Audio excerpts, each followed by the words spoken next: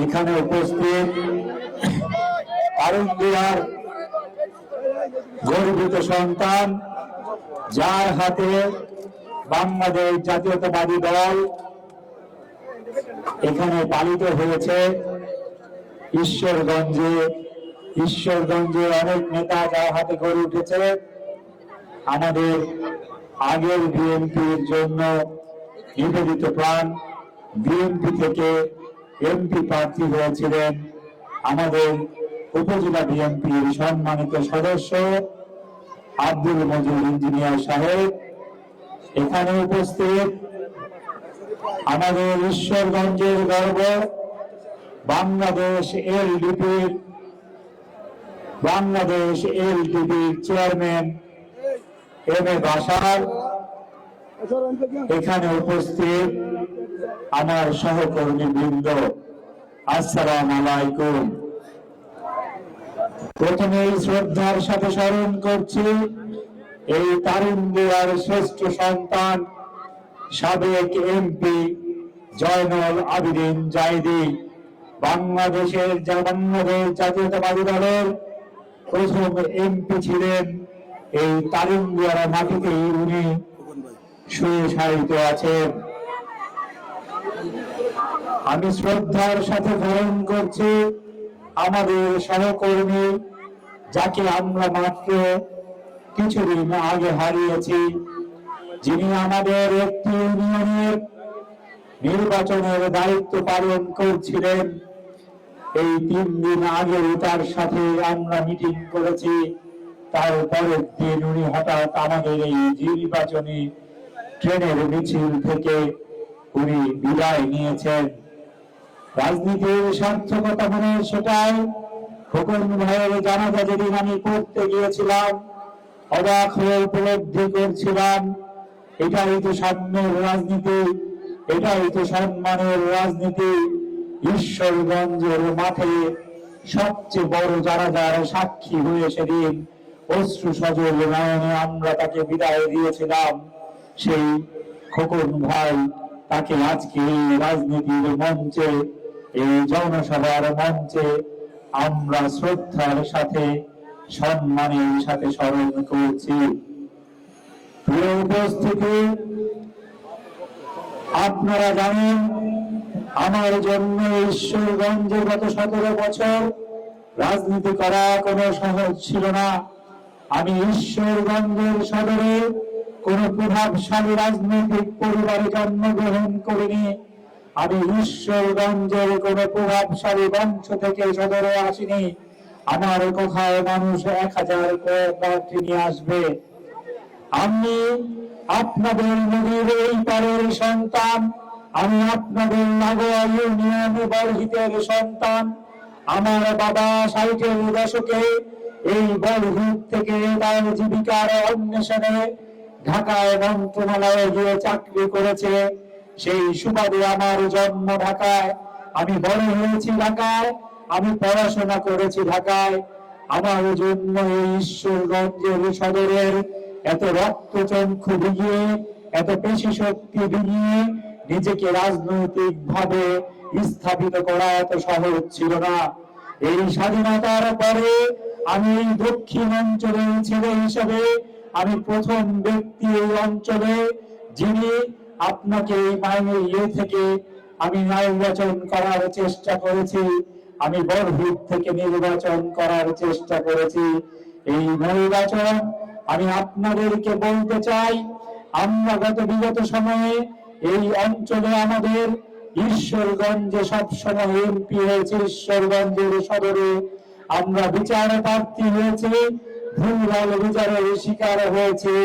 এই অঞ্চলের মানুষ হিসেবে আমরা কোনো প্রতিবাদ করতে পারি নাই। আমরা আমাদের মৌলিক অধিকারের কথা বলতে পারি নাই।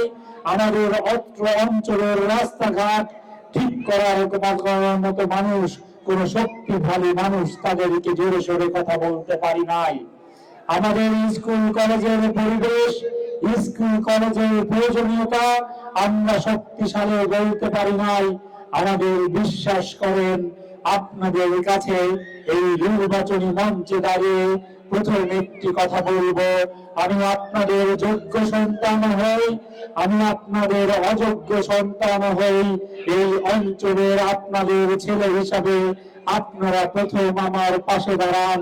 আপনারাই আমার বংশ, আপনারাই আমার সেই প্রভাবশালী লাঠি, আপনারা আমাকে ভোট দিয়ে জয়যুক্ত করুন। আমি যদি সংসদে যেতে চাই, বাংলাদেশ জাতীয়তাবাদী দল থেকে যদি আমি এমপি হতে পারি, সংসদে প্রথম দাঁড়িয়ে আপনাদের অধিকারের কথাই বলবো। আমি আপনাদের রাস্তাঘাটের কথাই সবার আগে বলবো এবং করব। আমি আপনাদের স্কুল কলেজ মাদ্রাসার কথাই সবার আগে বলবো এবং আমি করব। এই অঙ্গীকার নিয়েই আমি আমার এই বক্তব্য শুরু করলাম। আপনারা এই অঙ্গীকারটুকু আপনাদের হৃদয়ে লিখে রাখুন। আজকে আপনারা যদি আমাকে ধাক্কা দিয়ে শক্তিশালী না করুন, এই ঈশ্বরগঞ্জকে আমাকে নেয়ার মতো কোনো মানুষ নাই। আমার পেছনে ধাক্কা দিয়ে আমার অন্যায় আমি করি, আমি ভালো কাজ করি আর অন্যায় করি, আপনারা ছাড়া আমার কথা শক্তিশালী বলার মতো আমার পেছনে কোনো শক্তি নাই। তাই আমি 12 তারিখ প্রথম আপনাদের শক্তিটুকু সবার আগে নিয়ে দাঁড়িয়ে যেতে চাই। এতে যদি আমি হেরে যাই আমার কোনো লজ্জা নাই, এতে যদি আমি কোনো পরাজিত হই আমার কোনো আফসোস নাই।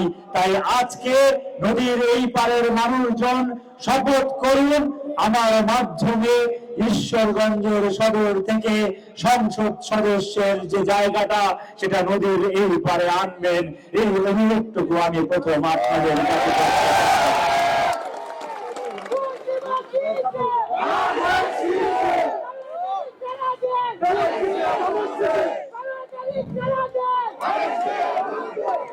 মায়েরা আমার, বোনেরা আমার, আমার অনেক গণ্যমান্য মুরব্বী আমার সামনে বসে আছেন।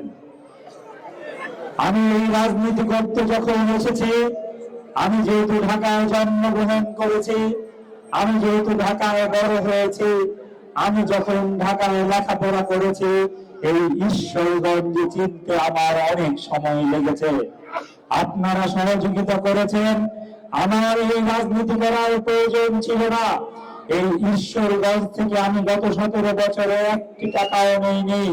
আমি এই ঈশ্বরগঞ্জে যখন রাজনীতি আমার সূচনা হয়েছে, আপনারা যখন একটি বাবু নামের ব্যক্তিকে ঈশ্বরগঞ্জে চিনতে শুরু করেছেন, আপনারা যখন আমার মতো একটি নগণ্য অযোগ্য যোগ্যতার মানুষকে ঈশ্বরগঞ্জে বোঝার শুরু করেছেন, আমায় দেখেছে একজন অসহায় বাবা যখন তার মেয়ের ক্যান্সারের চিকিৎসা নিতে নিতে ফকির হয়ে গেছে, আমি যখন দেখেছি একজন অসহায় প্রতিবন্ধীর বাবা কত কষ্ট করে মানুষকে গাড়ে গাড়ে ঘুরেছে, আমি যখন হাজার হাজার ক্যান্সার রোগীর পাশে দাঁড়িয়েছি, নিজের দায়বদ্ধতা, নিজের অযোগ্যতা, নিজের সীমাহীন বিবেকের তাড়নায় আমি মানুষের পাশে দাঁড়ানোর চেষ্টা করেছি। আমি দেখেছি এই তারুণ্ডিয়ার একটি মা যখন ময়মনসিংহের 8টি বাসায় কাজ করে তার ছেলেকে ঢাকা বিশ্ববিদ্যালয়ে ভর্তি করেছে, এই মতিন যখন ঢাকা বিশ্ববিদ্যালয়ে ভর্তি হওয়ার জন্য আমার কাছে এসেছে, আমি তাকে ঢাকা ভার্সিটিতে ভর্তি করিয়েছি। 6 মাসের খরচ দিয়ে বলেছিলাম অনেক বড় মানুষ তার সন্তানকে ঢাকা বিশ্ববিদ্যালয়ে ভর্তি করাতে পারেনি। এই মা যোদ্ধা মা, জীবনে অনেক বড় হবে যদি তুমি তোমার মাকে ভুলে যাও, এরকম মাকে অসম্মান করো, আল্লাহর আরো স্বয়ং কেঁপে উঠবে। আমাদের ঘরে ঘরে সভাপতির দরকার নাই, আমাদের ঘরে ঘরে কোন সাধারণ সম্পাদকের দরকার নাই, আমাদের ঘরে ঘরে এরকম যোদ্ধা মা, তারুণ্যের এরকম যোদ্ধা মায়ের দরকার। তাহলেই আমরা সমাজকে পরিবর্তন করতে পারবো, তাইলেই আমরা ঈশ্বরগঞ্জকে পরিবর্তন করতে পারবো। ভাইরা আমার, আমরা মাদকের করাল গ্রাসে আজকে জর্জরিত, ক্যাসিনোর খেলোয়াড়ের প্রভাবে আমরা আজকে প্রত্যেকটি পরিবার মৃত। আমার কাছে যখন বাবা ফোন করে বলে আমার ছেলে ক্যাসিনো খেলে 18 লাখ টাকা দাও, আপনি হয় আমার জায়গা কিনুন, না হলে আমাকে 10 লাখ টাকা ধার দেন, না হলে আমার সন্তান আমাকে রাতের বেলা খুন করে ফেলবে। আপনারা যখন দেখেছেন প্রতিটা কোনায় কোনায় মাদক বিক্রি হয়েছে, আপনারা কিন্তু প্রতিবাদ করেননি। এই ঈশ্বরগঞ্জে এসে সবচেয়ে বড় শব্দটা আমি শিখেছি, সেটা হলো আমি। এই ঈশ্বরগঞ্জে আমরা বলতে কোনো সন্তান শব্দ নাই। আপনারা কখনো দাঁড়িয়ে চিন্তা করেন নাই, আমার ছেলে যদি মাদক না খায়, আমার প্রতিবেশীর ছেলে মাদক খায়, আমার কি হয়েছে? আমার পাড়ার ছেলেরা মাদক খায়, আমার কি হয়েছে? আপনারা কেউ যতক্ষণ না বন্ধুত্ব এই আমি থেকে আমরায় না যাবেন, ততক্ষণ বন্ধুত্ব আমরা এই সমাজ থেকে মাদক দূর করতে পারবো না। 12 তারিখে আমার ভাগ্যে জারি আছে, 13 তারিখ থেকে বাংলাদেশ জাতীয়তাবাদী দলের আহ্বায়ক হিসেবে আমরা আমি থেকে আমরা হয়ে এই মাদক ব্যবসায়ীদের বাড়ি ঘর চিহ্নিত করে আমরা সাইনবোর্ড লাগাবো। মাদক এখানে আমরা বলবো, আমরা এদের সাথে আত্মীয়তা করবো না, আমরা এদেরকে বাজার হতে উত্তর দিতে দিব না, আমরা এদেরকে সমাজ থেকে আলাদা করে এই সামাজিক দায়িত্বের এই সামাজিক যুদ্ধের নেতৃত্ব দিতে চাই। আমি নই, আমরা এই তারুণ্যবাসী, এটা আপনারা মনে রাখবেন। আমরা এই সমাজ থেকে 13 তারিখের পর থেকে এই মাদক আর ক্যাসিনোকে উৎখাত করে ছাড়বো, এটাই আমার রাজনীতি। আমি এই 17 বছরে কারো থেকে 100 টাকাও নেই নাই। এই 17 বছরে 5ই আগস্টের পরে যখন এই টালমাটাল পরিবেশে আমার কাছে যে এসেছে, আমি সমস্ত কিছু ন্যায্যতার সাথে বিচার করেছি। আমি প্রত্যেকটা জিনিস সাম্যতা অধিকার বৈষম্যহীনভাবে আমি বিচার করেছি। আমি প্রত্যেকটা নেতা কর্মীকে বলেছি যে আপনারা বাণিজ্য দরবারে যাবেন, ভালো দরবার করেন আর খারাপ দরবার করেন, আগে বহিষ্কার হবেন, বাংলাদেশ জাতীয়তাবাদী দলের সদস্য পদ পর্যন্ত স্থগিত করব, তারপর আপনার সাথে কথা বলবো। আমরা যারা রাজনীতি করি, উত্তরাধিকার সূত্রে আমরা ভালো মানুষ পাই, উত্তরাধিকার সূত্রে আমরা খারাপ মানুষ পাই, কিন্তু রাজনীতি করে আমি বাংলাদেশ জাতীয়তাবাদী দলের আহ্বায়ক হিসাবে আমি শপথ করে আপনাদের বলতে চাই, 13 তারিখ থেকে আমার যে আমলনামা হবে, সেই আমলনামায় বাংলাদেশ জাতীয়তাবাদী দলের সদস্য পরিচয়ে কোন ব্যক্তির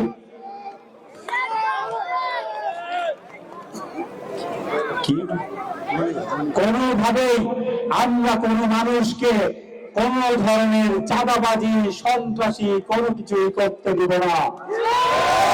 তাই আপনাদের যোগ্য সন্তান আর অযোগ্য সন্তান হই, এই নদীর এই পারের মানুষ হিসেবে আপনাদেরকে আজকে একটি অনুরোধ করে যেতে চাই। আপনারা, আমি যদি হেরে যাই, হেরে যাবেন আপনারা, আর আমি যদি জিতে যাই, জিতে যাবেন আপনারা। তাই 12 তারিখ আমি যাদের সামনে কথা বললাম, যাদের সামনে কথা বলতে পারি নাই, আপনারা প্রত্যেকেই আমার প্রতিনিধিত্ব করবেন। এই দক্ষিণ অঞ্চলের সন্তান হিসেবে প্রত্যেকটি মানুষের কাছে যাবেন, আপনারা আমার জন্য ভোট চাইবেন। মা বোনেরা, অঙ্গীকার করে যাই, আপনাদের সন্তানকে সুরক্ষা দেওয়ার দায়িত্ব আমার, আপনাদের সন্তানকে শিক্ষার পরিবেশ তৈরি করে দেওয়ার দায়িত্ব আমার। রাজনৈতিক পরিচয় একটা নেতা কর্মী কেন, একটা রাজনৈতিক মাছিকেও আমি কোনো বিদ্যালয়ে প্রবেশ করতে দিব না, এই অঙ্গীকার আমি আপনাদের সামনে করে দিলাম।